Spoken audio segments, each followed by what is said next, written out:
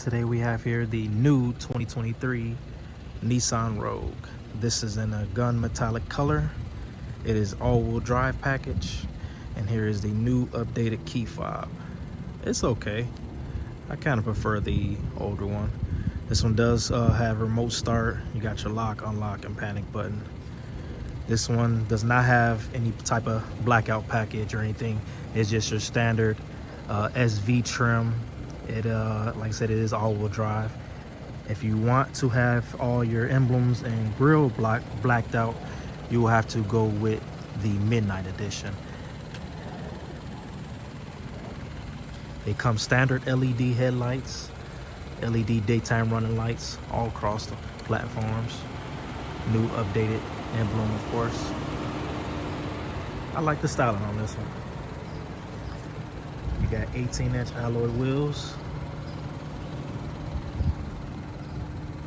Side profile.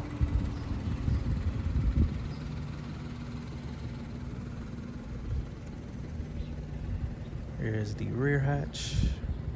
SV all-wheel drive. Rogue.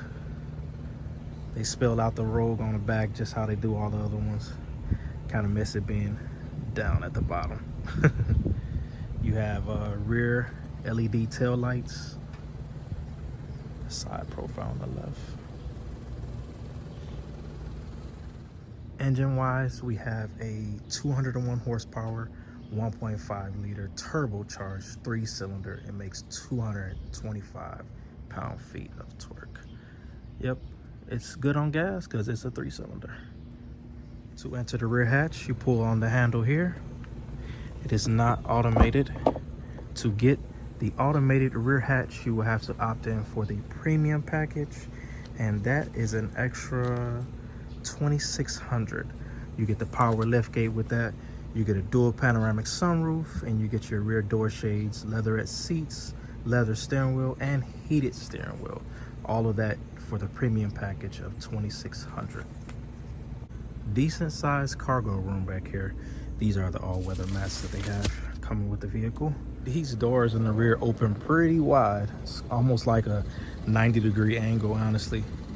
Back seating is not that bad.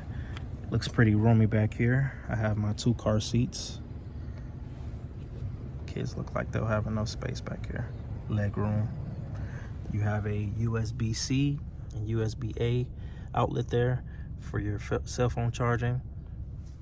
The setup here is kind of similar to the Nissan Pathfinder I reviewed a few weeks ago. Interior, you have the safety features, Nissan's Pro Pilot Assist, blind spot warning, lane departure warning, forward emergency braking, rear auto braking, auto headlamps, and high beam headlamps. You have adaptive cruise control, and here we have the dual climate control. You do not have heated or ventilated seats. If you want heated seats, you will have to upgrade to the SL trim level, or you can opt in for that SV premium package like I mentioned, which is $2,600. And you will also get the dual panoramic sunroof, which is nice. No wireless charging. You have to opt in for the platinum package for that. Same shifter as the Pathfinder. Push button start is in a weird place, but it's there. You have 2 cup holders, auto hold, my favorite, your electronic parking brake. Here you have your options to choose your different drive modes. Right now it's in auto. You have snow mode, off-road, there is eco, and sport mode. All of those drive selections you can choose right here from the knob and the center console.